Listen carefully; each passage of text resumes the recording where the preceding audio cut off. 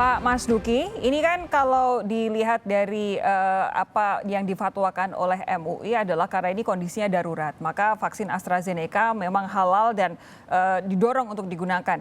Nah, kedaruratan ini terkait dengan pandemi, kalau dari penilaian MUI akan berlangsung sampai kapan? Adakah nanti kemungkinan misal kondisinya berubah sehingga fatwa ini kemudian tidak berlaku lagi?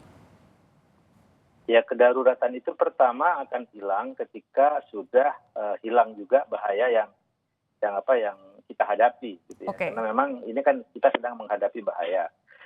Dan sebagaimana tadi sudah kita diskusikan, tingkat bahaya itu baru bisa kita hilangkan ketika mencapai apa yang disebut dengan herd immunity atau kekebalan komunitas, kan. Nah, ini kan juga kenapa menjadi semuanya boleh, karena kan pertama kita kan ini kan demi perlindungan masyarakat, ya, dan pemerintah memang ingin melakukan langkah-langkah untuk kemaslahatan, untuk kebaikan bersama.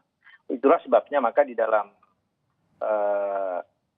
fatwa itu ditekankan bahwa umat Islam wajib mengikuti vaksinasi ini, tidak usah melihat apa vaksinnya, tidak ada urusan seperti itu karena semuanya sudah boleh. Itu yang kedua. Yang ketiga yang lebih penting itu adalah bahwa ini kan kalau tidak dilakukan kan kita akan menghadapi masyarakat yang berbahaya, fatal kalau tidak dilakukan vaksinasi. Dan fatal itu bukan hanya kepada persoalan jiwa kita yang tadi sudah disebutkan di dalam diskusi kita yang pertama, bahwa ini tujuan syariah itu adalah untuk salah satunya itu untuk menjaga jiwa. Tetapi di sini ada kelanjutannya, menjaga jiwa, tapi juga ada hubungannya dengan kesejahteraan masyarakat. Karena kalau kita tidak bisa menyelesaikan masalah vaksinasi ini, maka kita juga tidak bisa berekonomi dengan baik. Jadi untuk membangkitkan ekonomi itu kita juga harus menyelesaikan persoalan yang berhubungan dengan vaksinasi ini supaya selesai. Jadi berhubungan semuanya. Itulah sebabnya jangan ragu umat Islam untuk melakukan vaksinasi. Pak Mas Duki, tapi ini kan merek produsen vaksin itu kan banyak. Pemerintah juga berusaha untuk mendatangkan dari mana-mana begitu. Apakah pendekatan yang sama ini juga akan dijalankan oleh MUI untuk nantinya merek-merek produsen-produsen vaksin yang lain yang nantinya akan datang ke Indonesia? Oh ya, sepanjang kita belum mencapai pada target utama yang dikehendaki oleh pemerintah, gitu ya, maka semua vaksin itu juga akan diperbolehkan untuk digunakan. Saya kira akan seperti itu kondisinya, nggak ada masalah itu semuanya.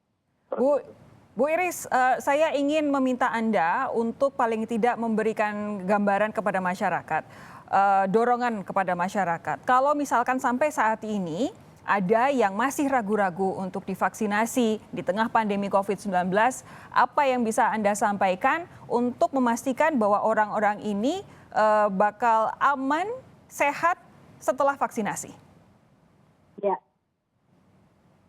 Yang penting adalah bahwa semua vaksin yang dikeluarkan di Indonesia sudah disetujui oleh Badan POM.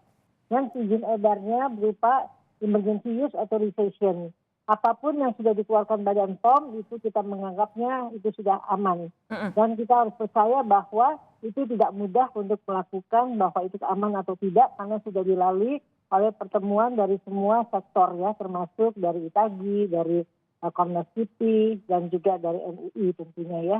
Jadi semua sudah ada kolaborasi yang matang sehingga bisa dikeluarkan Emergency Use Authorization. Jadi dan karena kalau pemerintah yang mengeluarkan itu sudah aman.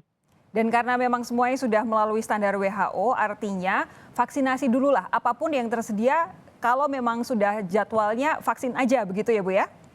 Ya, betul. Jadi kita tidak melihat merek, ya. Yang penting itu sudah aman. Yang penting melindungi diri sendiri dan juga sekitar lebih dulu. Bu Iris, terima kasih. Pak Mas Duki, terima kasih. Sehat terus Anda berdua. Sampai ketemu lain kali. Wassalamualaikum warahmatullahi wabarakatuh. Selamat malam.